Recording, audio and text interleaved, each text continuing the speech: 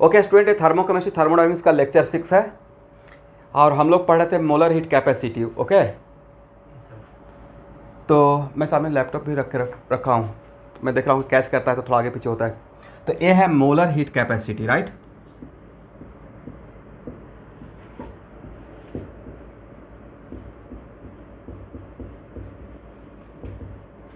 यहाँ तक तो किसी को प्रॉब्लम नहीं है? ओके। और मोलर हीट कैपेसिटी और स्पेसिफिक हीट कैपेसिटी में रिलेशन तो पता है, ये पता था ना। Molar heat specific heat capacity equal to molar heat capacity और डिवाइडेड बाई कितना,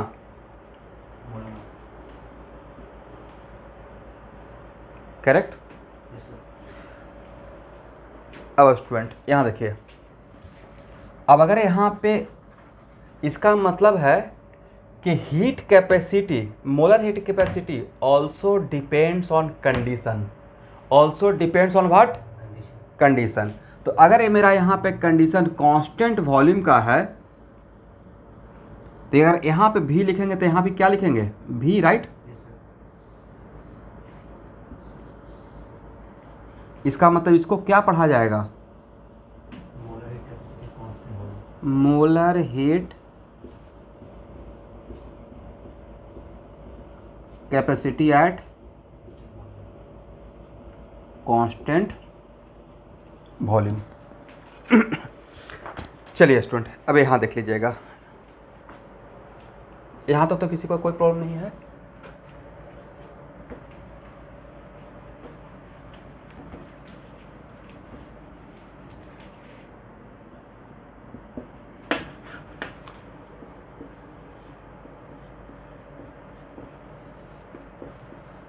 बोलिए, फर्स्ट लॉ ऑफ थर्मोडायनेमिक्स का इक्वेशन क्या है? Delta E equal to Q plus W, agree.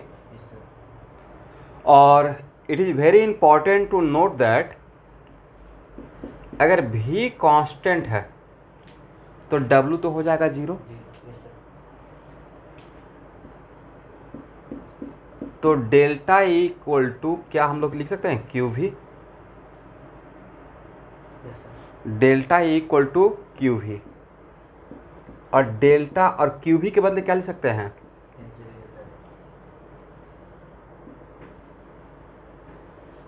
N C V delta T.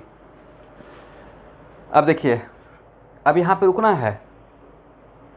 इसका मतलब है कि चेंज इन इंटरनल एनर्जी और heat of the system, heat, right, वो इक्वल होता है कब, जब वॉल्यूम कांस्टेंट रहेगा। क्या ऑलवेज इक्वल रहेगा या एट कांस्टेंट वॉल्यूम? यस, लेकिन इंटरनल एनर्जी क्या है, स्टेट फंक्शन। इंटरनल एनर्जी क्या है, state function. It does not depend on path and process. इसका मतलब ये formula develop, it is very important to note that ये फार्मूला डेवलप करने के लिए मैंने डेवलप कर दिया। बट अगर वॉल्यूम कांस्टेंट नहीं भी रहेगा तो क्या हम लोग डेल्टा ई के लिए ये फार्मूला यूज कर सकते हैं? जैसे कैसे मैंने बोला था, delta H equal to n C P delta T, right. But वहाँ पे सी पी देखकर कुछ स्टूडेंट को लगता है कि अच्छा डेल्टा एच का एक delta H equal to n C P delta T तभी लिखेंगे जब शायद प्रेशर कांस्टेंट रहेगा। वो फार्मूला डेवलप करने के लिए किया गया था, बट प्रेशर नहीं भी कांस्टेंट रहेगा तब भी आप n C P delta T gas के लिए लिख सकते हैं, एग्री। आप समझे मैंने क्या बोला? इसका मतलब है कि इज इट कंपल्सरी कि this formula only apply when volume is constant? Delta E के बदले मैं बोल रहा हूं।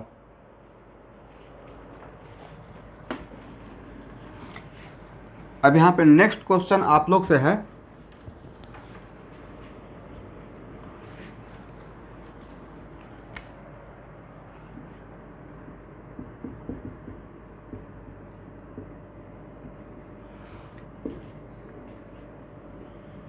पहला तो इसमें पॉइंट हो गया कि this formula can apply even if volume is not constant.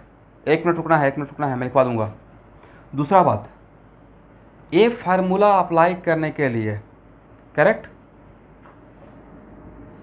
N और सी भी कांस्टेंट रहना पड़ेगा, right. For example it is very important to note that ये फार्मूला किसी रिएक्शन के लिए अप्लाई करेंगे,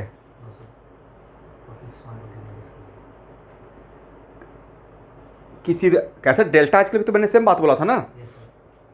इसका मतलब this formula apply for what, for fixed amount of given gas, for fixed amount of given gas. क्यों बोल रहे हैं सर गिवन गैस बोल रहे हैं? बिकॉज यहां देखिए molar heat capacity different different gas का डिफरेंट डिफरेंट रहेगा।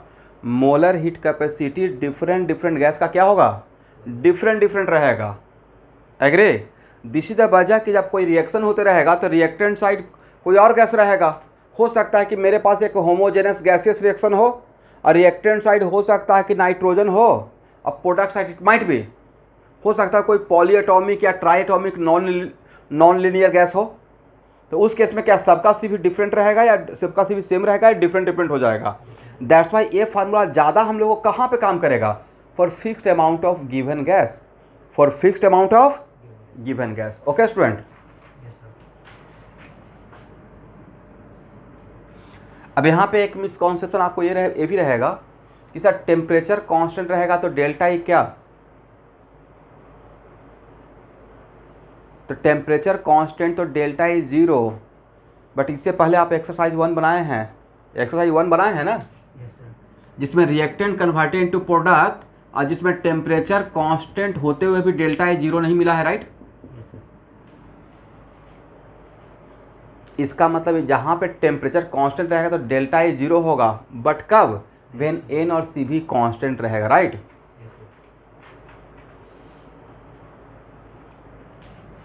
यहाँ लिखिए this formula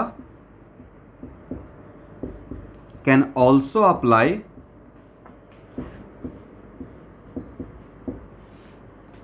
even volume is not constant, पहला बात, राइट। और सेकेंड, ये फार्मूला किसके लिए फ्रूटफुल रहेगा, किसी गिवन रिएक्शन के लिए या for fixed amount of given gas के लिए।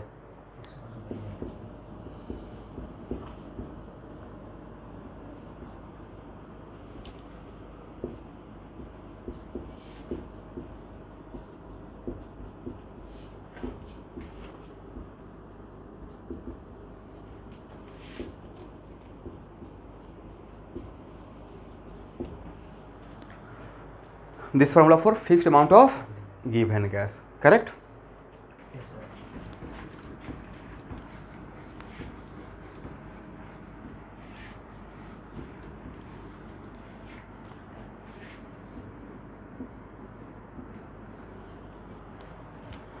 चलिए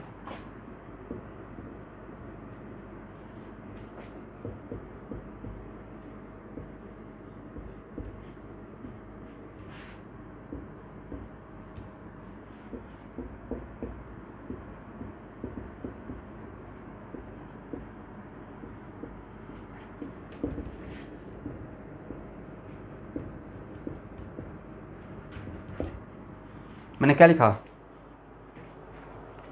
if pressure is constant for fixed amount of given gas, first law of thermodynamics यही है ना, delta E equal to what, Q plus W, और डेल्टा ई, और अगर मेरा प्रेशर कांस्टेंट है तो इसके लिए क्या लिख देंगे, क्यू पी। एग्री। और डेल्टा ई के बदले क्या लिख सकते हैं, n C V delta T, और क्यू पी के लिए क्या लिख सकते हैं, n C P delta T. देख तो सही है।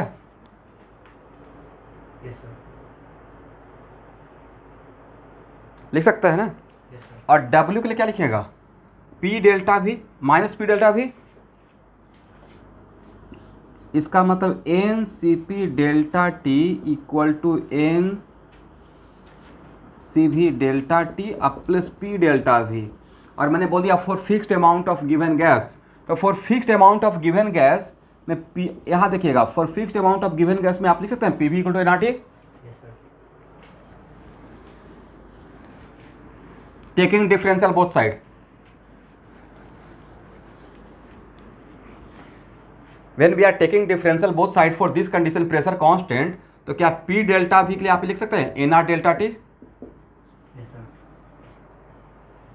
यहां से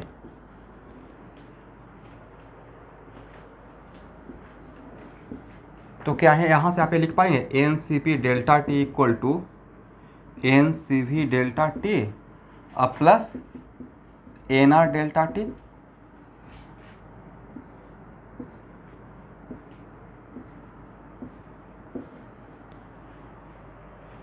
इसका मतलब यहाँ देखिएगा, इसका मतलब ए फार्मूला किसके लिए, गैस के लिए ना, तो P V equal to n R T किसके लिए लिखते हैं आप, आइडियल गैस के लिए है। इसका मतलब जो रिलेशन यहाँ से अब मिलने वाला है वो किसके लिए हो जाएगा, फॉर आइडियल गैस, राइट। इसका मतलब यहाँ पे C P minus C V equal to what, R. इसका मतलब for ideal gas molar heat capacity at constant pressure minus molar heat capacity at constant volume का डिफरेंस ऑलवेज किसके बराबर रहेगा, आर के लिए, आर के बराबर। और ये किसके लिए, कौन सा गैस के लिए, नाइट्रोजन के लिए, हीलियम के लिए, हाइड्रोजन के लिए, for all ideal gas difference constant रहेगा, राइट।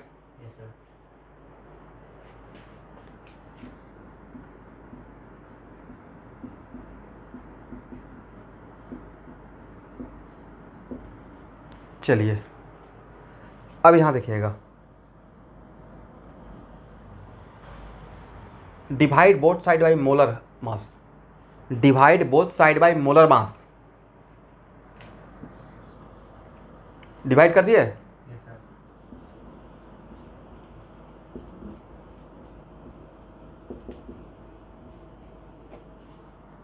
इसको क्या पढ़ेंगे,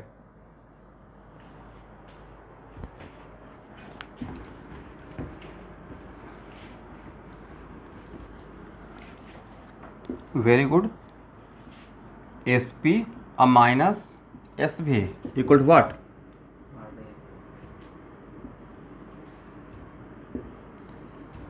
अब बोलिए difference of a specific heat capacity at constant pressure and constant volume, क्या हर गैस के लिए सेम रहेगा या अलग अलग हो जाएगा, अलग अलग क्यों हो जाएगा,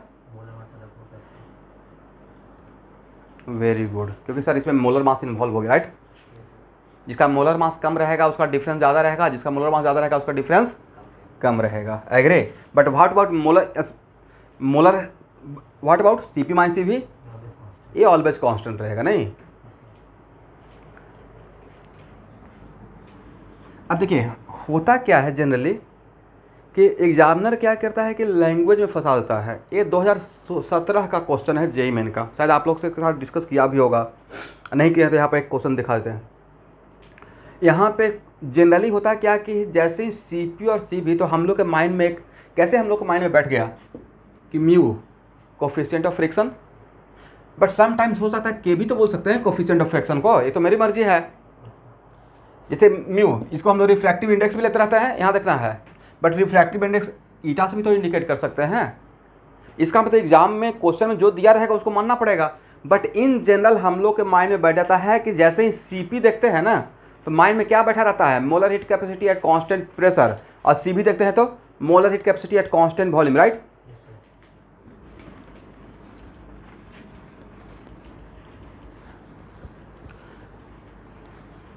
अब देखिए वहां पे क्वेश्चन में क्वेश्चन कैसे फ्रेम किया गया था,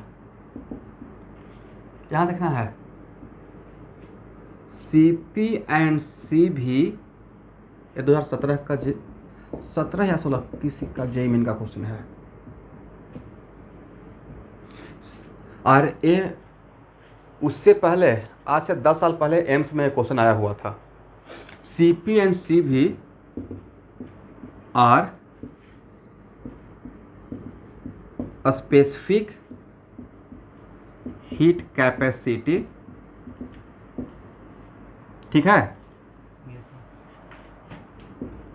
एग्री। और तब दिया हुआ था C P minus C V equal to A A hydrogen के लिए, एग्री। आ C P minus C V equal to B A nitrogen के लिए, समझे स्टूडेंट। तब ऑप्शन दिया हुआ था ए इक्वल टू बी, फिर ए इक्वल टू 14b, फिर दिया हुआ था b इक्वल टू 14a, और डी दिया हुआ था नॉन ऑफ दीज। अब देखिए इसमें मिस्टेक क्या होगा कि जो स्टूडेंट बहुत जल्दीबाजी में रहते हैं वो तो सिंपली ये देखेंगे कि अच्छा सी पी और सी बी है, ये लाइन ही नहीं पढ़ना चाहेंगे, और उनको सी पी और सी बी नजर आएगा तो उनको तो बस ये नजर आएगा C P minus C V equal to R, C P minus C V equal to R for all gases. तो हाइड्रोजन के लिए भी C P minus C V equal to R उनको नजर आएगा, और नाइट्रोजन के लिए भी C P minus C V equal to R उनको नजर आएगा। तो उनको जो उनको समझ में आएगा वो ऑप्शन दिख भी जाएगा, A equal to B equal to R, right. नहीं समझे मेरे बात को?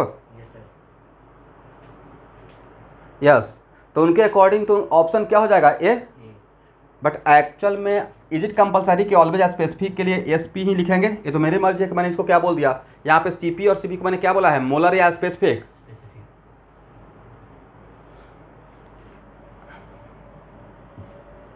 फोर्टीन भी, और सी में क्या है? तो देखिए अब सॉल्यूशन में सी P minus C V equal to, यहाँ पे हाइड्रोजन के लिए क्या लिखेंगे, R/2, एग्री ना, करेक्ट। और C P minus C V equal to nitrogen के लिए कितना लिखेंगे, R/28, राइट। इसका मतलब है कि यहाँ पे a इक्वल टू क्या हो जाएगा, a का वैल्यू है R/2, अब b का वैल्यू कितना है, R/28। अब a से b को डिवाइड करके देखते हैं, a/b इक्वल टू कितना, 14, मतलब a इक्वल टू कितना, 14b ना। देखिए मैंने सही बोला या गलत बोला? इसका तो correct option should be what. तो आपके शॉर्ट नोट्स में दोनों रहना चाहिए, सी P minus C V equal to are भी, और एस पी माइनस एस भी इक्वल टू R/m भी। बट सो मेनी टाइम्स आपको फंसाने के लिए स्पेसिफिक को एस से दिखा के सी से भी दिखाया जा सकता है। इसका मतलब लैंग्वेज पकड़ना है कि वहाँ पे मोलर बोल रहे हैं या स्पेसिफिक बोल रहे हैं, करेक्ट। यहाँ तक सही है? चलिए इसको हटाएं।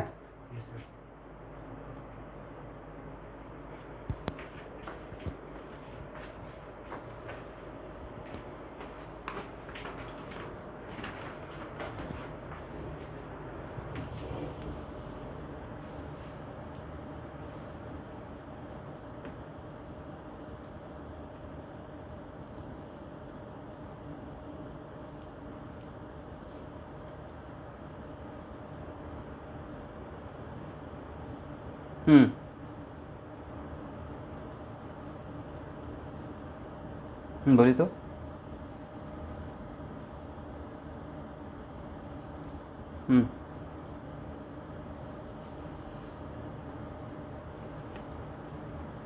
बिल्कुल होता है, बहुत सारा क्वेश्चन में होता है। मैं जैसे आप लोग ले रहे हैं मजाक में, मैं तो नहीं ले रहा हूँ मजाक में, तो वही मेरे लिए एक ऑप्शन है, वो मतलब उसको देखना है, okay.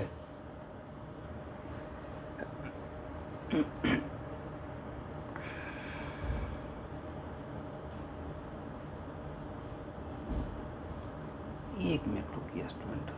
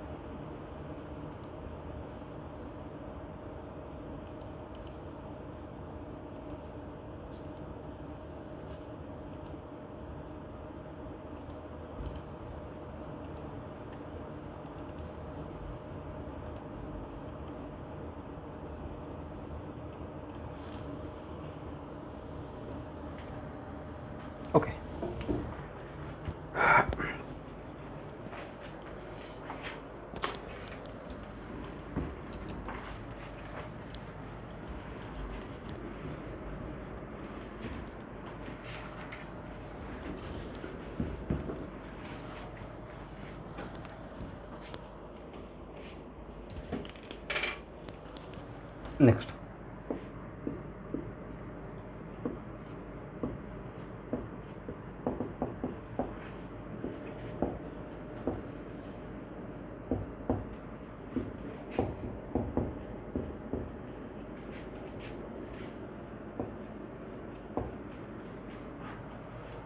For fixed amount of ideal gas,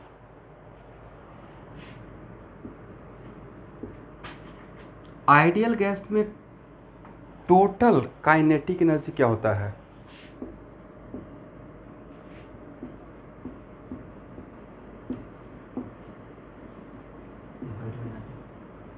सही है ना, F/2। और अगर मेरा गैस आइडियल गैस है तो इंटरनल जनरली इंटरनल एनर्जी किसका किसका सम होता है? काइनेटिक एनर्जी का और पोटेंशियल एनर्जी का। बट मेरा गैस अगर आइडियल गैस है तो पोटेंशियल एनर्जी कितना लेने के लिए बोले हैं? ये मैं काइनेटिक थ्योरी ऑफ गैसेज में पढ़ाया हूँ, ठीक है। तो जो भी न्यू स्टूडेंट है जिनको नहीं पता है वो अभी इस फार्मूला को रट लेने से काम चलेगा, बाद में kinetic theory of gases gaseous state का प्लेलिस्ट फाइल में मिल जाएगा। तो इसका मतलब है कि फॉर आइडियल गैस जो काइनेटिक एनर्जी है वही मेरा इंटरनल एनर्जी है, राइट।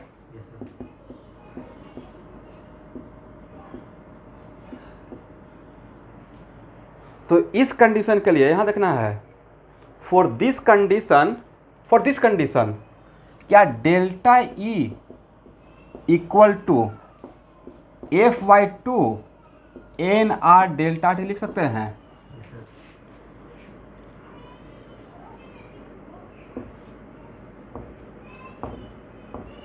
मैंने बोल दिया for fixed amount of given ideal gas, तो फिक्स्ड अमाउंट भी कर दिया और गिवन भी बोल दिए, मतलब F और N दोनों को कांस्टेंट बना दिए। तब जब चेंज लेंगे डेल्टा ई तो F/2 NR delta T, agree ना। और इसी सेम कंडीशन के लिए delta E equal to n C V delta T भी तो लिखे हैं।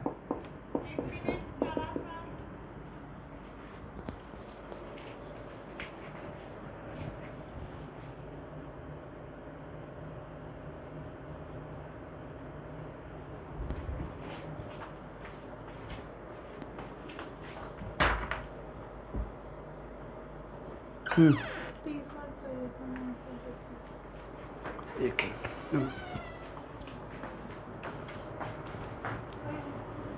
कौन सा?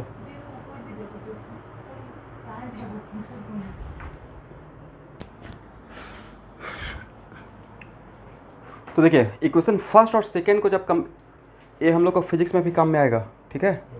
जब इक्वेशन फर्स्ट और सेकेंड को कंपेयर करेंगे तो आपने क्या ऑब्जर्व किया? F/2 NR delta T equal to n C V delta T. क्या यहाँ से बोल सकते हैं सी वी इक्वल टू F/2R?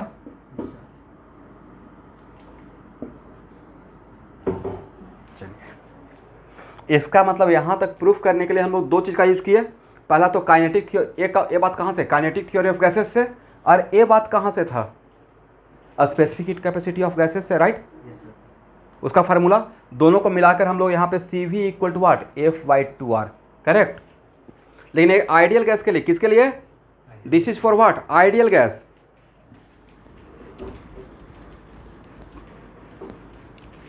जहां पे F क्या है? Degree of freedom, right. और Cp minus Cv equal to होता है F/2R। Then Cp equal to क्या लिखिएगा sir? Cp minus Cv equal to होता है R। Then Cp equal to क्या हो गया? Cv plus R, agree. और Cv कितना? F/2R plus R। Then Cp equal to F/2 plus 1, correct ना।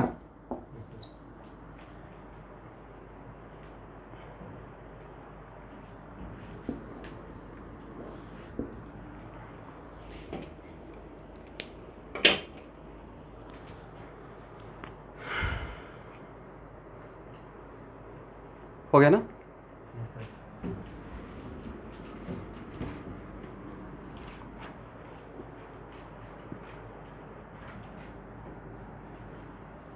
लिख लीजिए।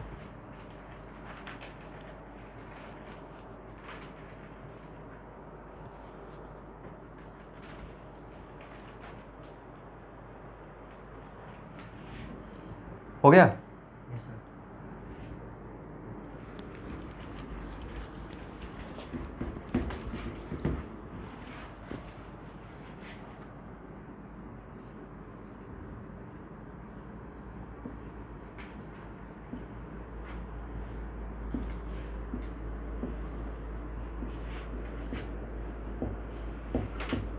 मोनो एटॉमिक के लिए क्या होगा, Equal to 3,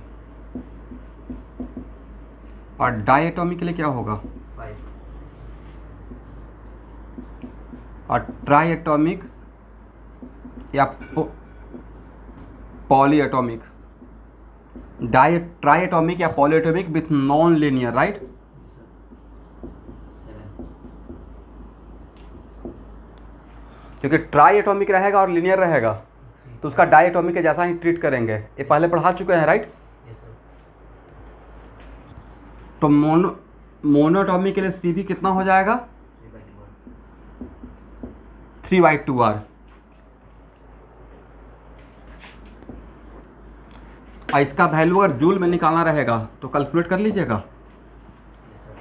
कितना होगा जूल में, कैलकुलेट करके न्यूमेरिकल वैल्यू 3/2 इंटू 8.314।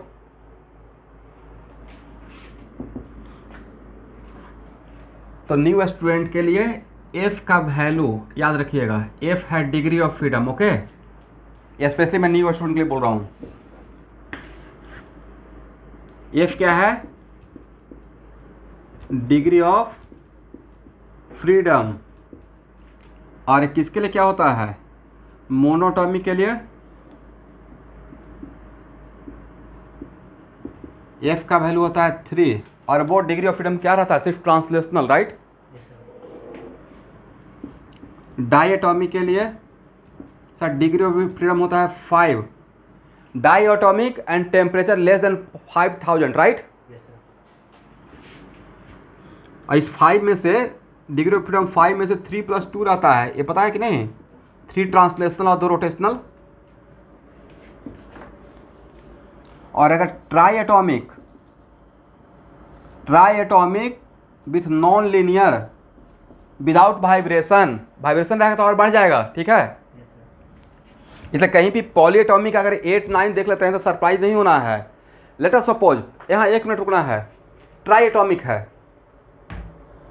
एटॉमिक है और डिग्री ऑफ फ्रीडम 9 आ गया ऑब्जेक्टिव जेई मेन में, और तब पूछे वाइब्रेशनल कितना, तो भाई 3+3 6 तो रहेगा, 3 translational 3 rotational, right. Yes, sir. तो बाकी रेस्ट जो बचेगा वो किसका रहेगा, वाइब्रेशनल का ही तो रहेगा।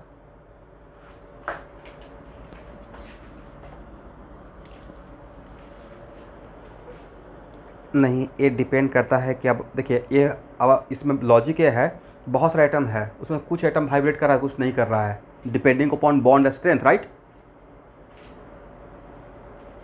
ये कुछ ऐसा मान लीजिए स्प्रिंग है, एक टफ स्प्रिंग है, एक थोड़ा सा लूज स्प्रिंग है, जिसका स्टिफनेस कम रहेगा वो वाइब्रेट करने का चांस ज़्यादा उसमें बन जाएगा, एग्री। इसे इसमें हम लोग अब इस बात पे कंक्लूड नहीं करेंगे, अब उसमें देखना पड़ेगा क्वेश्चन का लैंग्वेज क्या है, एग्री। तो यहाँ पे क्या लिखना है, ट्राई एटॉमिक नॉन लीनियर, तो डिग्री ऑफ फ्रीडम 6, और 6 को क्या 3+3 लिखते हैं न्यू स्टूडेंट, ये 3 ट्रांसलेशनल और 3 रोटेशनल।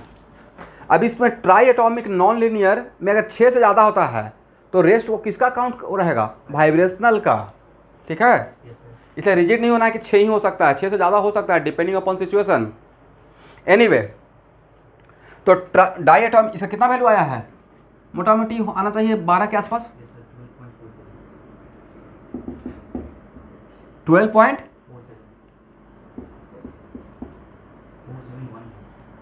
1 क्या,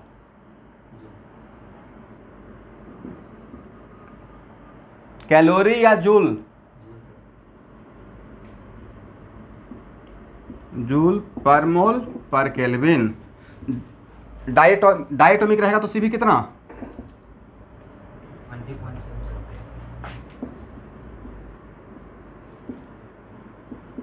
जूल पर मोल पर केल्विन। और ट्राई एटॉमिक नॉन लीनियर रहेगा तो सी भी कितना, 24.9.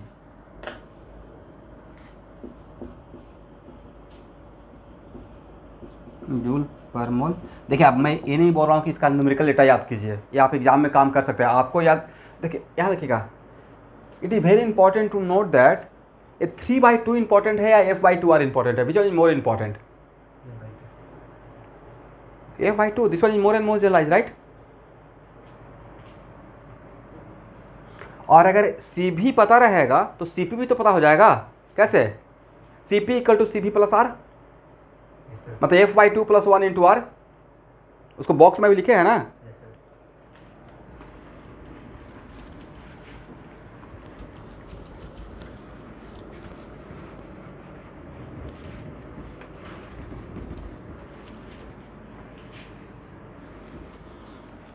चलिए यहाँ देखिए, हाँ बोलिए।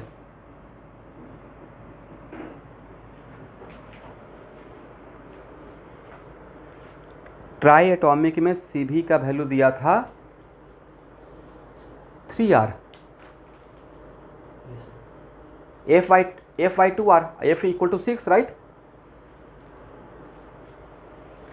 अब यहाँ देखिए, गामा जनरली क्या है, गामा होता है सीपी और सीवी का रेशियो। क्या होता है स्टूडेंट? सीपी और सीवी का रेशियो, एग्री? और गामा क्या है? Ratio of molar heat capacity at constant pressure and volume, molar heat capacity at constant pressure and volume. CP by yes, और सीपी कितना है? F/2 + 1 × R, और सीवी कितना है? R और R आपस में कैंसिल, राइट? कितना हो जाएगा?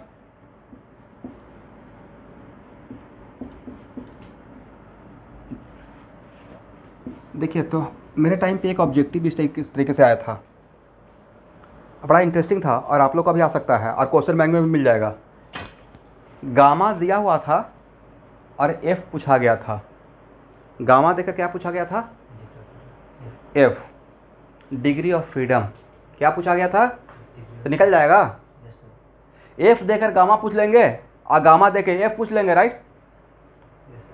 अब उसमें किस अब इसमें स्टूडेंट का अब एक ये भी क्वेश्चन बैंक में मिलेगा। मेरा ऑडियो सुनाई पड़ रहा है आप लोग को? ओके, इसमें कन्फ्यूजन ये रहेगा कि स्टूडेंट के माइंड में रहेगा ओके गामा तो ऑलवेज इंटीग्रल आना, सॉरी एफ तो ऑलवेज इंटीग्रल आना चाहिए क्योंकि डिग्री ऑफ फ्रीडम है, राइट? डिग्री ऑफ फ्रीडम या तो 3 होगा नहीं तो 5 होगा, मतलब इंटीग्रल वैल्यू ना। But degree of freedom, yes sir, तो but degree of freedom sometimes आपको फ्रैक्शन में भी नज़र आ सकता है। बोलिए कैसे? एक क्वेश्चन वेदांत से है।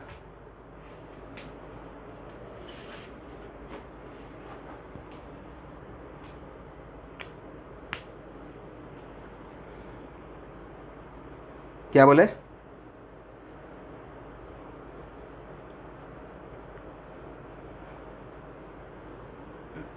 चलिए अब इसका अगर नहीं दिमाग में आ रहा है, चलिए कुछ तो आ रहा है दिए, बट इसका थोड़ा देर के बाद जब मैं आगे थोड़ा सा बढ़ूंगा तो इसका आंसर ऑटोमेटिक आपको समझ में आ जाएगा। ओके, या इसका यूज कर लेना है। गामा देंगे तो एफ निकल जाएगा, एफ देंगे तो गामा निकल जाएगा, करेक्ट? गामा का नाम क्या है? बोलिए गामा को क्या बोलिएगा? रेशियो ऑफ, अभी तो था गामा का यही नाम तो है, गामा का यही नाम है, पढ़िएगा तब ना।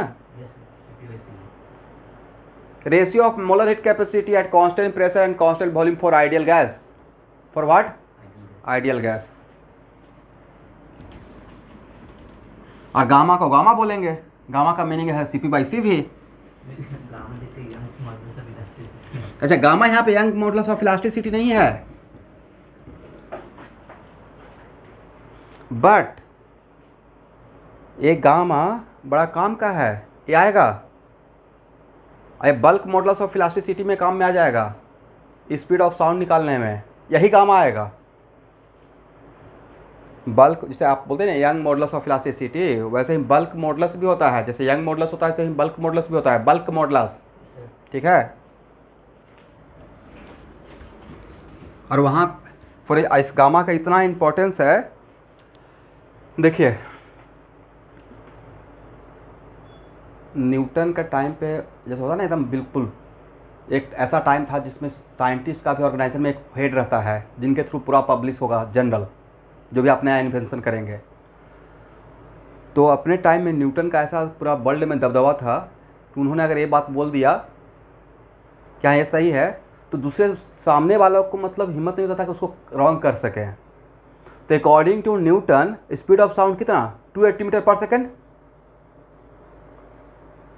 जब आगे आगे पढ़िएगा तो पता चलेगा साउंड में साउंड का speed according to Newton 280 metre per second था। बट और उन्होंने माना था आइसोथर्मल प्रोसेस जो हम लोग बोलते हैं ना तो उस टाइम पे टेम्परेचर कीपिंग। तो आफ्टर 100 ईयर्स न्यूटन के मरने के 100 साल के बाद किसी ने हिम्मत किया इस पर करेक्ट करने के लिए लाप्लास करेक्शन। उन्होंने इस प्रोसेस को एडियाबेटिक माना और तब वहाँ से निकला 332 मीटर पर सेकेंड। एग्रे और उसमें गामा का ही यूज होता है। ठीक करेक्ट। तो उसको देखेंगे थोड़ा देर के बाद। एनीवे चलिए अब ये बताइए गामा इक्वल टू कितना था 1 प्लस 2/f। ओके मोनोटॉमिक का कितना वैल्यू 3 गामा का वैल्यू बताना है। गामा का value yes sir 1.66 yes sir सही है। yes sir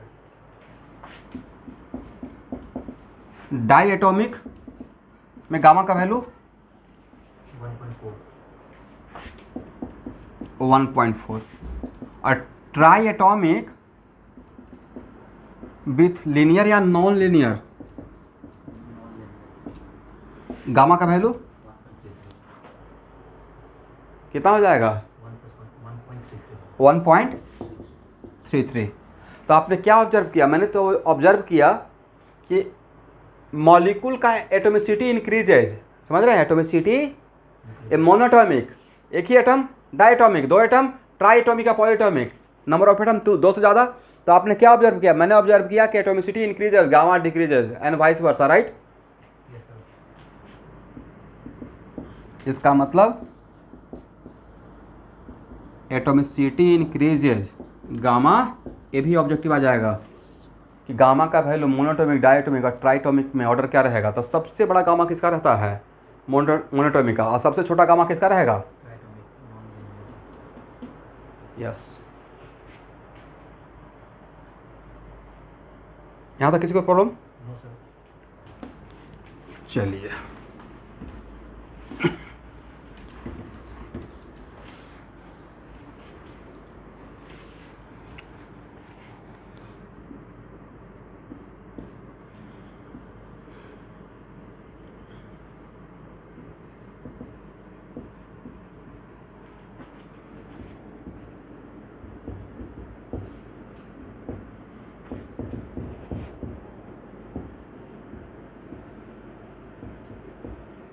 देखिए स्टूडेंट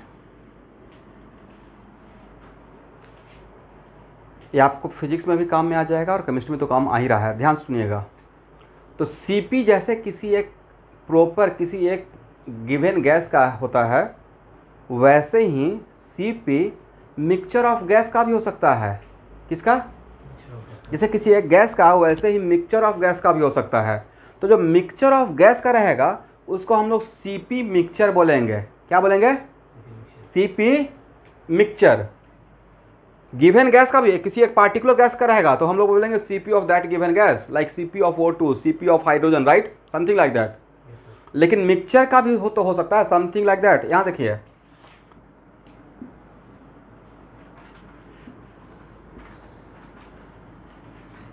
यहाँ पे 2 टाइप का गैस है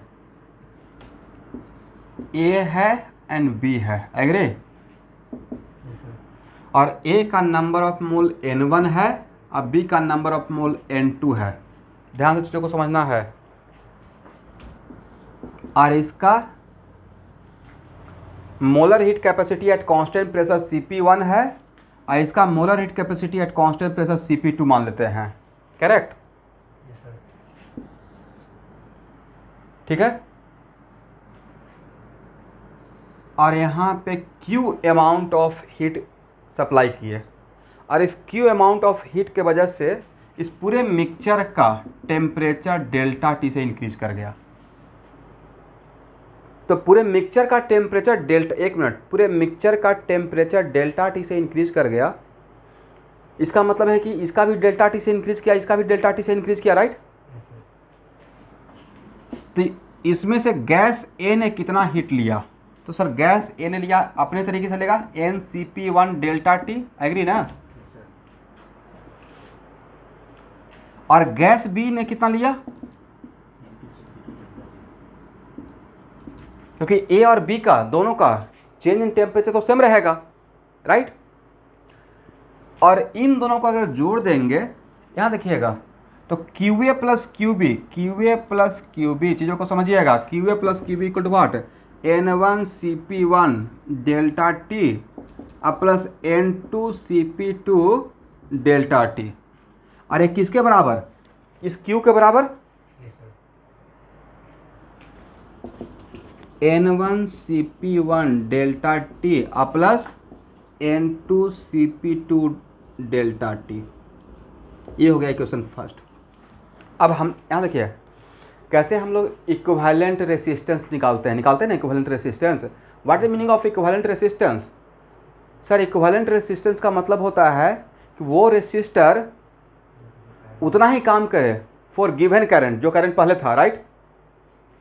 तो यहाँ पे हम लोग इस पूरे मिक्सचर, आप लोग समझ पा रहे हैं, इस पूरे मिक्सचर के लिए इस क्यू के लिए और इस डेल्टा के लिए इतना ही क्यू सप्लाई करेंगे और इतना ही टेम्परेचर इंक्रीज करेंगे। और इस पूरे मिक्सचर के लिए एक सीपी इक्विवेलेंट मान लेंगे। क्या मान लेंगे? पूरे मिक्सचर का ना ही CP1 मानेंगे ना ही CP2, पूरे मिक्सचर का एक अलग CP मान लेंगे जिसका नाम देंगे CP mixture, Agre. yes sir,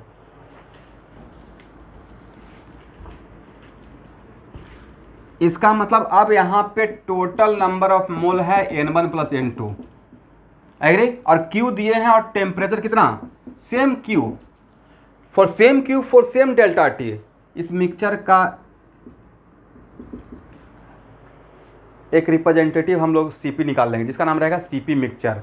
तो क्या Q के बदले लिख सकते हैं N1 plus N2 CP mixture into delta T, मतलब कनेक्शन से NT total number of mole, CP mixture into delta T, right. yes sir, समझे स्टूडेंट, ऑनलाइन स्टूडेंट? अब इक्वेशन फर्स्ट और सेकेंड को इक्वेट कर दीजिए। जब इक्वेशन फर्स्ट और सेकेंड को अगर इक्वेट करेंगे तो क्या मिलेगा, देखिए तो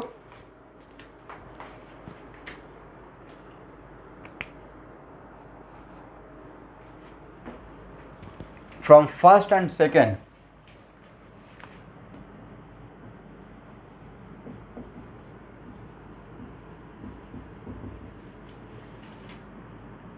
क्या यहाँ से लिख सकते हैं CP mixture equal to N1 CP1 plus N2 CP2 और divided by N1 plus N2। yes sir, इसका मतलब ठीक है ना। अगर 3 गैस रहता तो क्या लिखते हैं N1 CP1 plus N2 CP2 plus N3 CP3 divide by N1 plus N2 plus N3, yes sir,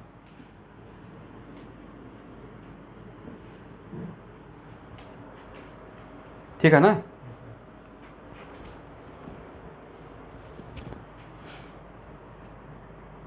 sir, molar mass mixture जैसे बोलते हैं, N1 अच्छा, it is kind of, sir ये तो हो गया molar mass of the mixture, right. इसको हटाएं। yes sir,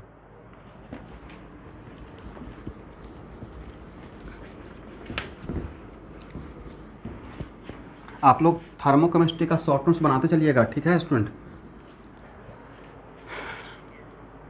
कुछ भी छोड़, और कल सब लोग बोल रहे थे कि सर बहुत प्रेशर है, थोड़ा सा वेट कर लीजिए। तो ठीक है, एक काम करते हैं कि अभी आपका रेस्ट एंड मोशन जो बना रहे हैं पहले उसको ख़त्म कर लीजिए, और उसी पीरियड में ऑर्गेनिक तो कर ही सकते हैं डीकेसिन का 121 से 183।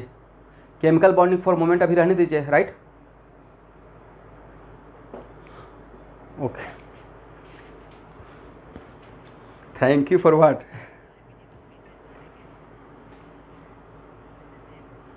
अच्छा दिए थे, ठीक है। अब बैठना पड़ेगा शुभांकर उसके लिए, अगला बार से सेव करके रखिएगा, ठीक है।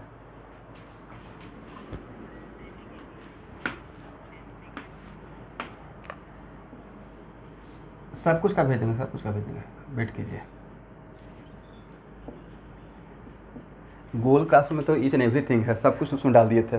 पिछला बार हुआ था क्या था ना कि एकदम, अभी तो सब लोग, अब हम लोग क्या हो गया, जैसे कभी कैसे आप लोग बोलते हैं, क्या है होता है ना हैप्पी बर्थडे, वैसे ही happy lockdown, all the best for lockdown, मतलब ऐसा सा एक जोक बन गया है।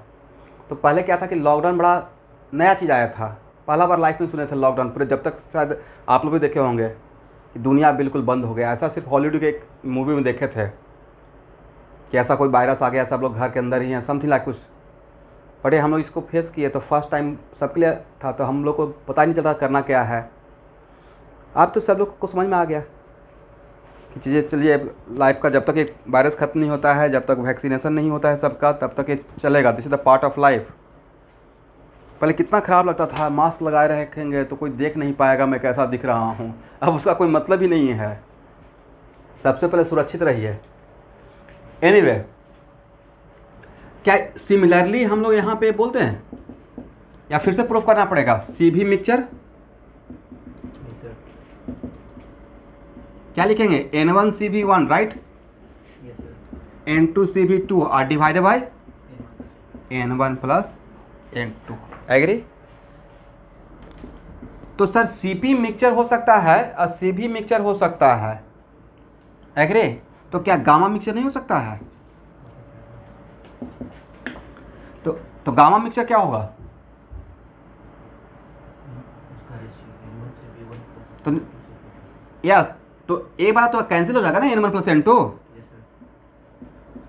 N1CP1 N2CP2 और डिवाइडेड बाई N1CB1 और प्लस N2CB2, ठीक है स्टूडेंट? अब देखिए, इससे पहले मैं वेदांत से एक क्वेश्चन पूछा था कि gamma equal to 1 plus 2/f दिया रहेगा, यहाँ देखना है gamma equal to 1 plus 2/f, तो जनरली f को इंटीग्रल वैल्यू होना चाहिए, राइट? लेकिन अगर गामा मिक्सचर का है, ऐसा भी तो हो सकता है कि मेरे पास मोनोएटॉमिक गैस भी हो और डाइएटॉमिक, दोनों का मिक्सचर हो, राइट? और दोनों का रिप्रेजेंटेटिव डिग्री ऑफ फ्रीडम तो नहीं था कि दोनों डिग्री ऑफ फ्रीडम दोनों का एवरेज हो जाएगा, इस वजह से डिग्री ऑफ फ्रीडम फ्रैक्शन में आ सकता है। समझे मेरे बात को यहाँ तक आने के बाद? इसका मतलब गामा, यस, इसका मतलब gamma equal to 1 plus 2/f, और यहाँ से अगर f का वैल्यू अगर फ्रैक्शन में आता है, इसका मतलब क्या है, वो किसी एक गैस का है या मिक्सचर ऑफ गैस का डिग्री ऑफ फ्रीडम रिप्रेजेंट कर रहा है। अगर यहाँ पे हाँ वही मैं बोल रहा हूँ, जैसे यहाँ पे गामा मिक्सचर, तो डिग्री ऑफ फ्रीडम किसका, किसी पार्टिकुलर गैस का या मिक्सचर का? तो मिक्सचर का जो डिग्री ऑफ फ्रीडम रहेगा वो इंटीग्रल में, इज इट कंपलसरी कि इंटीग्रल में रहेगा या उस फ्रैक्शन में भी आ सकता है? वो तो एवरेज चीज, एवरेज वैल्यू हो गया। तो उसका करेक्ट आंसर जो मैंने पूछा था उसका यहाँ पे आंसर छुपा हुआ था, ओके?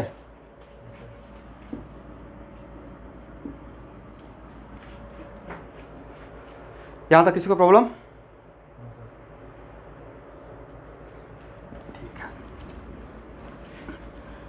अब यहाँ देखिए, QP का एक फार्मूला भी तो है, NCP delta T for ideal gas. But QP mixture, यहाँ देखिए इसका एडवांटेज अब लेंगे, ऐसा किसी प्रॉब्लम में अगर हम लोग को ऐसा लगाना पड़े QP मिक्सचर, तो यहाँ पे लिखे क्या N mixture CP mixture delta T, agree?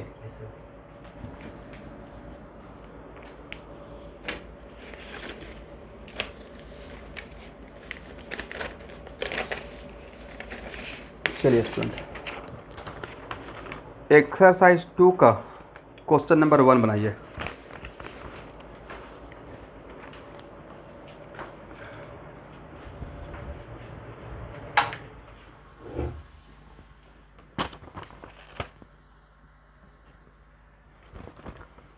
Class assignment का एक्सरसाइज 2 का क्वेश्चन नंबर 1।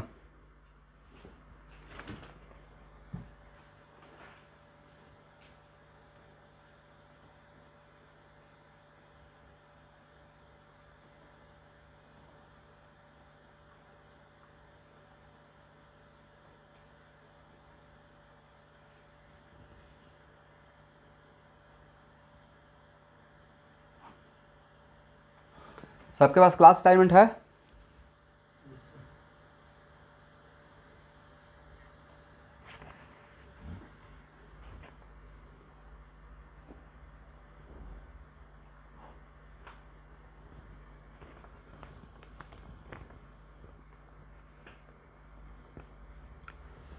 एक्सरसाइज 2 का क्वेश्चन नंबर 1 बनाने का रिक्वायरमेंट है क्या? ये तो 30 सेकंड क्वेश्चन है, ये तो अभी थ्योरी पढ़ाया हूँ। Yes, sir.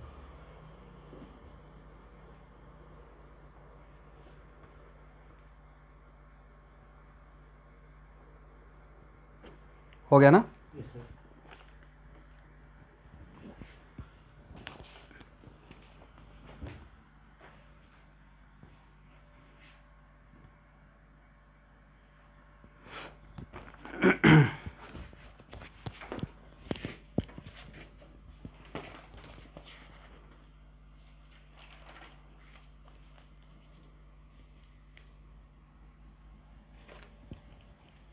चलिए क्वेश्चन नंबर 2 बनाइए।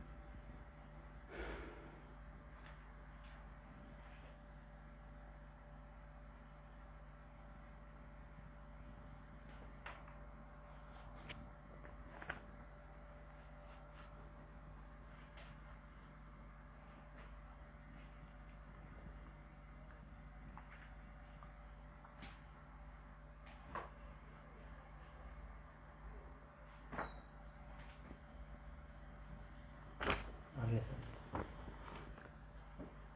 आप लोग ट्राई करेंगे या मैं सॉल्व करूँ? हो गया सर.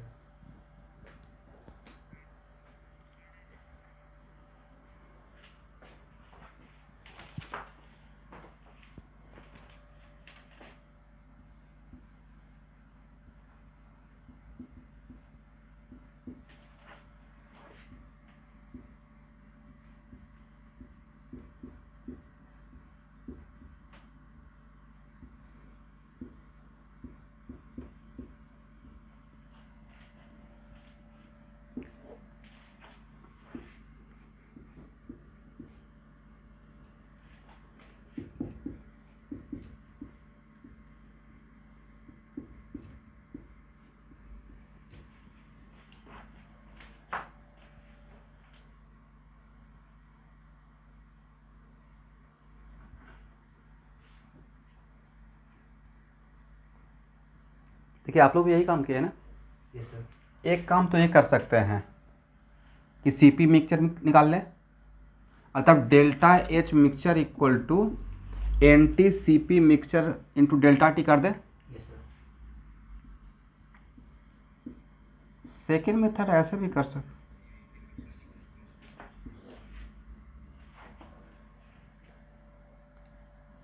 एक ही बात है ना, सी भी दिया हो तो सी पी निकाल लीजिए, Yes, sir. डेल्टा एच निकालना है तो। सेकेंड मेथड ये हो सकता है कि delta H equal to delta H 1 delta H for A और डेल्टा एच फॉर बी, ये भी काम कर सकते थे नहीं, दोनों का अलग अलग। N1 CP1 डेल्टा टी और plus N2 CP2 delta T. Second method ये भी हो सकता है। Yes sir. जो भी आपको सुटेबल लगता है, दोनों से तो सेम ही आंसर आना चाहिए।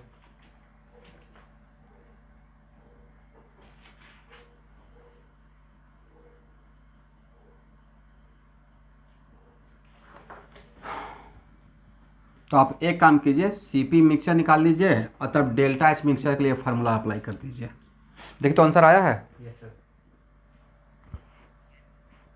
चलिए क्वेश्चन नंबर 3।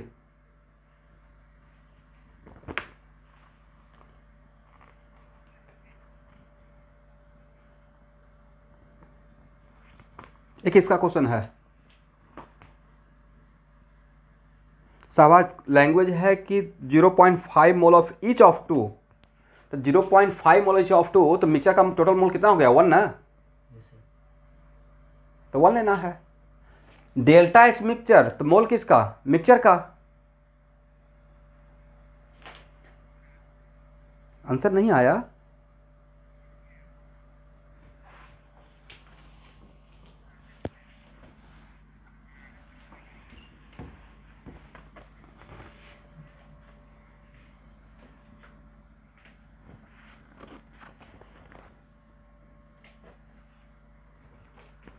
एक मिनट, सीपी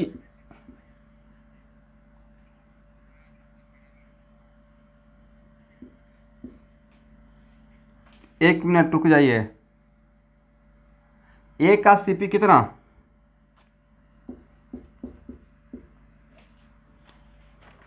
सी भी दिया हुआ है, निकालना है सीपी, राइट।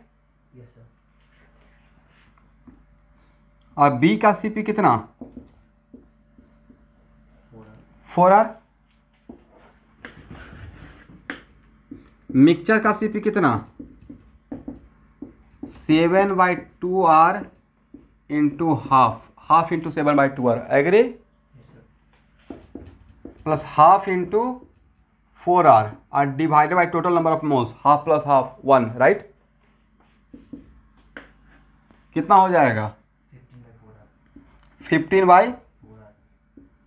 15/4R, एग्री ना। Yes sir. चलिए अब यहाँ पे डेल्टा एच, थोड़ा एफर्ट लगाना स्टार्ट कीजिए। Delta H equal to NTCP mixture. जिनका आंसर नहीं आया है वो अपना फॉल्ट देखिए कहाँ पे क्यों नहीं आया है। डेल्टा NT हो गया 1, CP मिक्सचर कितना, और डेल्टा टी कितना, -100। 100 या -100। -100।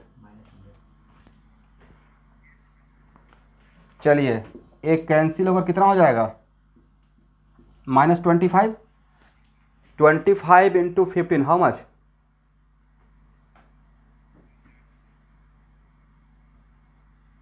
3।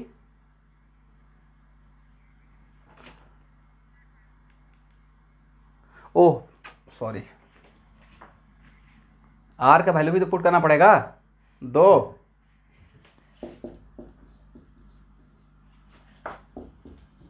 This is answer.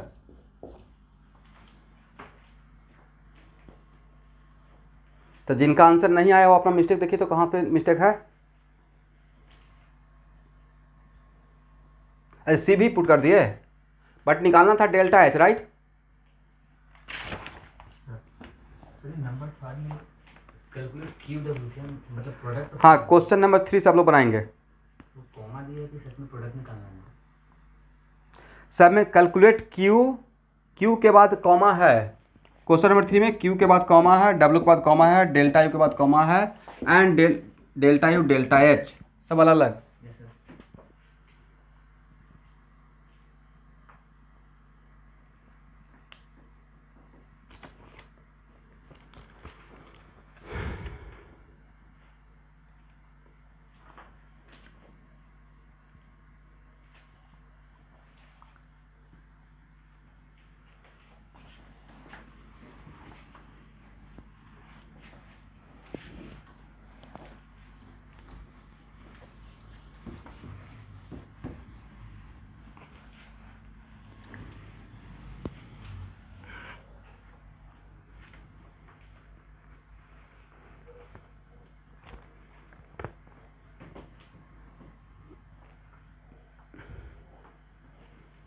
चलिए इस क्वेश्चन में एक चीज़ मैं आपको हेल्प कर देता हूँ, W0, ठीक है? इसमें भी किसी को डाउट है?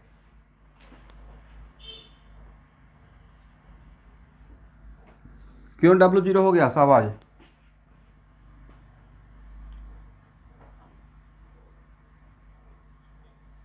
वॉल्यूम कांस्टेंट है, वेरी गुड। उसके बाद यहाँ देखिए, फर्स्ट लॉ ऑफ थर्मोडायनेमिक्स का इक्वेशन बड़ा काम का होता है, बहुत लाभ देता है, ठीक है? Yes, sir. कैसे? Delta E equal to Q plus W. Yes, sir. W हो गया यहाँ पे क्या? 0। तो भाई जो डेल्टा ई रहेगा वही तो क्यू भी रहेगा, Yes, sir. एग्री? तो डेल्टा ई निकालेंगे वही मेरा क्यू भी हो जाएगा। ये है हीट एट कांस्टेंट वॉल्यूम। तो डेल्टा ई के लिए तो निकाल ही सकते हैं ना, डेल्टा ई के लिए formula n C V delta T. Yes, sir. N कितना? 1। सी भी तो दिया हुआ है 20.8 और डेल्टा टी कितना सर? 275। मल्टीप्लाई करके देखिए तो कितना आता है?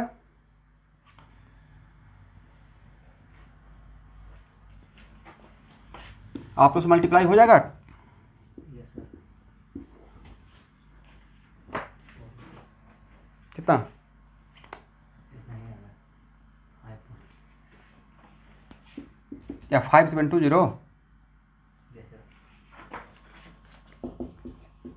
5.72 किलो जूल, एग्री? ये सिर्फ डेल्टा ई है या क्यू भी है? तो क्यू भी का भी वैल्यू कितना रहेगा? 5.7। Okay, very good. What about delta H? तो यहाँ पे वॉल्यूम कांस्टेंट है, बट कांस्टेंट होते हुए भी डेल्टा एच के लिए हम लोग ए फार्मूला लगा सकते हैं, बट ये फार्मूला रिएक्शन के लिए नहीं था, for fixed amount of given gas के लिए, राइट? तो यहाँ पे तो fixed amount of given gas ही है, क्योंकि उसका क्या दिया हुआ? सी भी दिया हुआ है और 1 मोल भी दिया हुआ है, राइट? तो delta H equal to n C P delta T. तो एन कितना? 1 और सी पी कितना? CV plus 1. C V plus R. 20.8 प्लस 8.314, एग्री ना? Yes, sir. और डेल्टा टी 275 निकाल लीजिए। 1.97.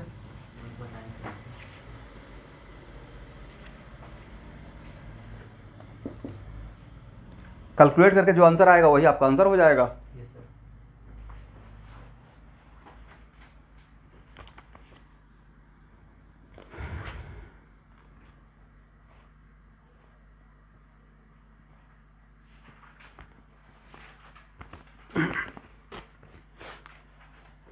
हो जाएगा। Yes, sir. हो जाएगा. बाकी सारे स्टूडेंट रिप्लाई किया कीजिए। अब यहाँ के बाद क्या केमिस्ट्री इसमें है? कैलकुलेशन नहीं हो जाएगा आप लोग से? आगे बढ़े, क्वेश्चन नंबर 4 बनाइए। चलिए क्वेश्चन नंबर 4 का एक क्वेश्चन का मैं हेल्प करूंगा, बाकी आप लोग निकालेंगे। ऐसे बाकी सबका सॉल्व मैं कर दूंगा। क्वेश्चन नंबर 4 में क्यू का वैल्यू मैं बताता हूँ, 0।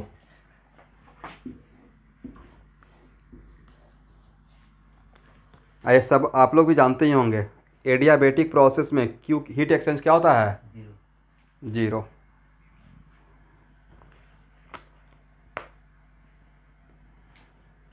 और उसके बाद एक और चीज़ का लाभ उठा सकते हैं, फर्स्ट लॉ ऑफ थर्मोडायनेमिक्स का, right? Delta E equal to Q plus W, agree? और क्यू हो गया भाई 0, तो जो डेल्टा ई रहेगा वही तो डब्ल्यू रहेगा। Yes, sir. अब हाँ ना कुछ बोलेंगे ही नहीं, सबसे बड़ी समस्या ये है। Yes, sir. क्यू 0 तो बचा क्या? डेल्टा इक्वल टू डब्ल्यू, और डेल्टा ई नहीं निकाल लेंगे, N C V delta T. Yes, sir. Adiabatic process में जो चेंज इन इंटरनल एनर्जी होगा किसी आइडियल गैस के लिए वही वर्क डन के बराबर हो जाएगा, करेक्ट? Yes, sir. और change in internal energy n C V delta T. तो एन का वैल्यू कितना था? 1, और सी भी तो यहाँ पे दिया हुआ है ना, कौन सा गैस है? CV given है, sir. 3/2. 3/2R, 3/2R, और डेल्टा टी 37.1. 55.1 और माइनस 18, और डिफरेंस डिग्री में या केल्विन में एक ही होगा ना। Yes sir. तो ये जो डेल्टा ई है, यही डेल्टा ई तो डब्ल्यू के बराबर भी हो जाएगा, और आंसर में भी वैसा ही लिखा हुआ है W equal to delta U, right. Yes sir.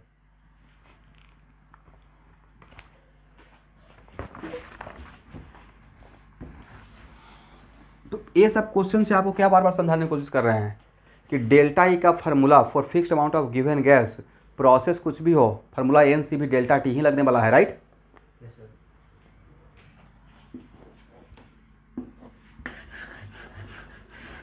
अब यहाँ देखिए डेल्टा एच के लिए यहाँ पे sir n C P delta T लगा दीजिए, राइट। एन का वैल्यू 1 और सी पी का वैल्यू कितना रहेगा 5/2r, 55.1 माइनस 18। अब आर का वैल्यू जिसमें पुट करेंगे उसी में आंसर रहेगा, अगर जूल में पुट करते हैं तो जूल में आंसर रहेगा। एक बार कैलकुलेट करके देखिए तो आंसर आता है।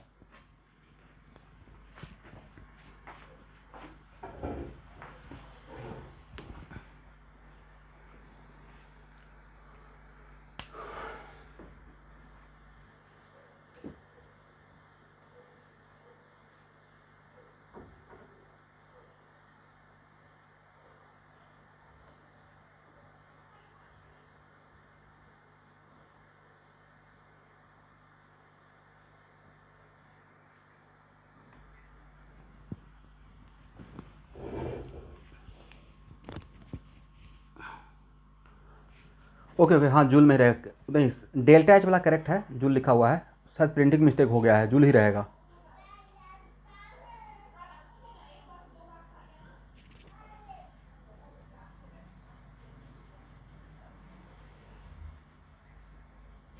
हाँ तो आंसर भी 771 ही है डेल्टा एच का।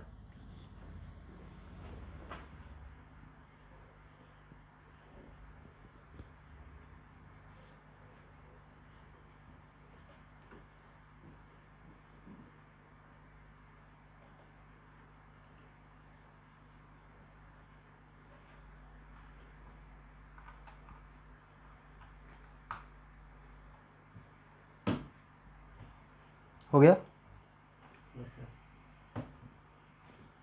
ओके मेरे इसका आंसर नहीं है। इसका इसका वाला सर। डेल्टा एच करिए एन, तो सी पी का वैल्यू कितना पुट करना है 3/2r या 5/2r। 3/, सर ये सीधी वाला भी नहीं है सी वाला आंसर, बाकी लोग का आंसर आ गया है सर। आर का वैल्यू 8.314। मैं 2 पुट कर रहा हूँ। 2 कैलोरी में थोड़े आंसर, आंसर जूल में है। Yes sir. चलो इसी बात पे सब लोग क्वेश्चन नंबर 5 बनाएं।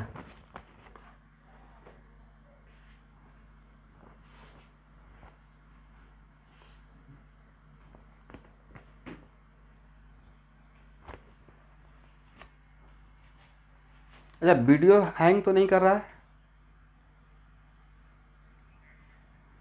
ठीक है ना। नहीं मेरा लैपटॉप लगता है कि बहुत हीटेड हो गया है, हैंग कर रहा है, वहाँ पे लैपटॉप में देख रहा हूँ। तो क्वेश्चन नंबर 5 बनाइए।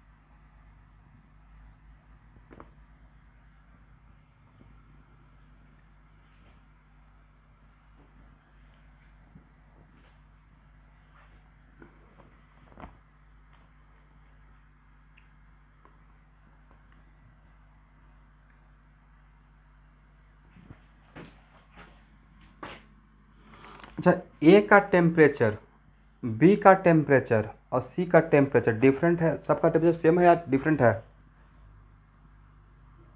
सेम नहीं दिया हुआ है, दिया हुआ है।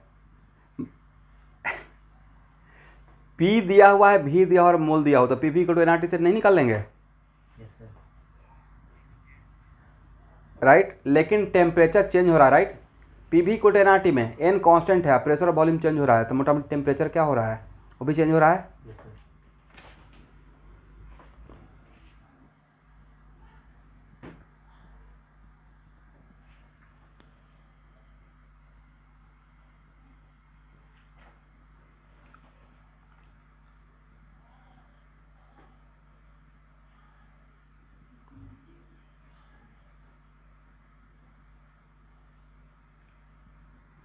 ये भी देखिए, जो असाइनमेंट सॉल्व कर रहे हैं ना, उसका 70% क्वेश्चन को आईआईटी क्वेश्चन बैंक का है।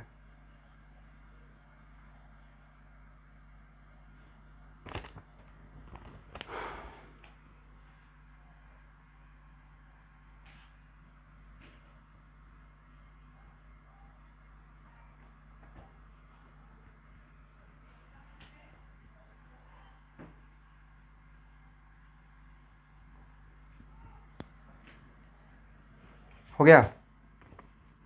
कैसे सॉल्व किया, किनका क्वेश्चन, किनका आंसर आ गया, कैसे सॉल्व किए हैं?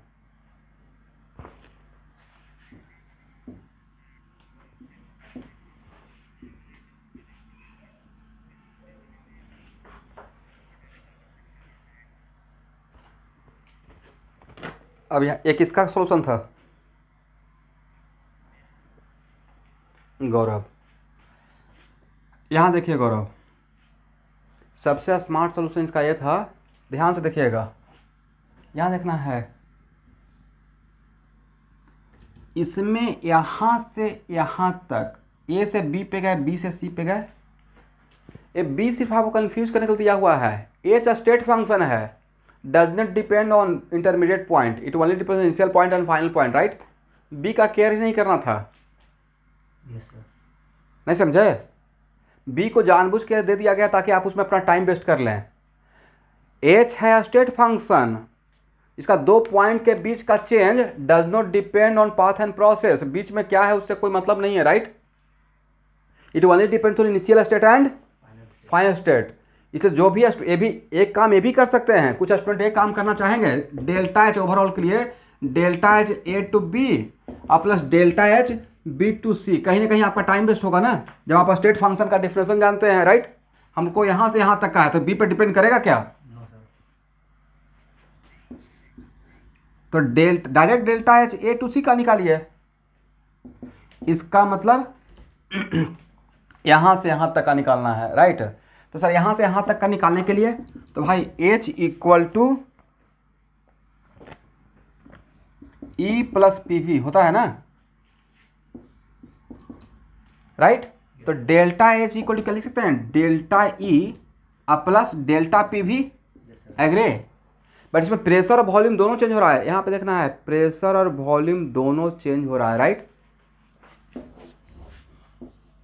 तो delta H equal to delta E plus P two V two और minus P one V one लिख दें, यस सर। और डेल्टा ई के बदले क्या लिखिएगा sir, n C V delta T, right? Yes sir. Agree ना? और सी वी का वैल्यू कितना दिया हुआ है, 3/2 सी वी का वैल्यू दिया है delta H equal yes n 3/2 R कितना टी सी माइनस टी है, यस सर। ठीक है ना? Plus P two V two मतलब P C V C minus P A V A, यहाँ तक सही है स्टूडेंट? Yes sir. चल यहाँ देखिए, ये देखिएगा 3/2 को बाहर ले लेते हैं, ए ना टी सी माइनस ए ना टी ए, थोड़ा काम करने से बच जाएंगे, P C V C minus P A V A, agree? NRTC के लिए क्या लिखिएगा सर? PCVC, राइट? Yes sir. क्योंकि हम लोग को आंसर निकालना था लीटर ATM में, राइट? तो टेम्परेचर निकालने में क्यों टाइम वेस्ट करेंगे? NRTC को PCVC या NRTA के लिए है PAVA, PCVC माइनस PAVA अब प्लस ए वैल्यू कितना? अब डिफरेंस तो निकाले ही होंगे, 10, तो ये भी तो 10 रहेगा। Yes sir. 3/2 इंटू 10 प्लस 10 कितना? 25 litre ATM।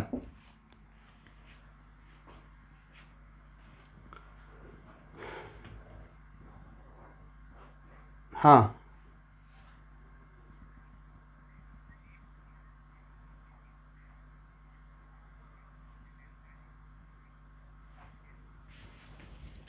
Delta H equal to NCP delta T बिल्कुल कर सक, एक ही बात है, तो वो तो always fixed amount of given gas के लिए। देखिए मैंने एक बार बस रिवीजन के पॉइंट ऑफ व्यू से कर दिया, एक ही बात है। यहाँ देखिए NCP डेल्टा T ना बिल्कुल कर सकते हैं,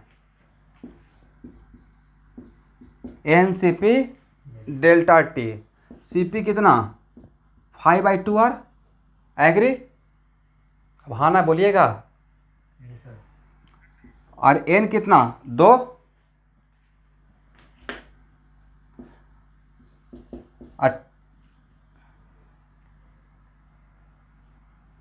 sorry N 5/2 R TC minus TA, आप ही का फॉर्मूला ले लिए। अब ANR को अंदर कर दीजिए थोड़ा फास्ट होने के लिए, तो ANR को अगर अंदर कर दीजिएगा तो 5/2 ANR TC minus ANR TA कितना हो जाएगा? देखिए 25 ही तो आया। Yes sir. देखिए कर सकते हैं, बिल्कुल कर सकते हैं। बस यहाँ पे ये करना है कि बी के लिए ज़्यादा केयर करने का रिक्वायरमेंट नहीं था, बिकॉज 2 पॉइंट के बीच का चेंज ये स्टेट फंक्शन का था, तो ये बी पे डिपेंड नहीं करेगा, सिर्फ ए को देखना था और सी को देखना था, राइट? तो यहाँ से बनाया ये बताए, अलग बात है या सेम ही बात है? सेम बात है। यहाँ से देख लीजिए ना, एक ही चीज़ तो है।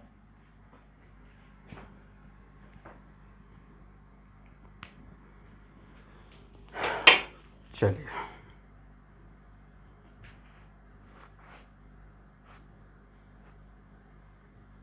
हो गया। Yes sir.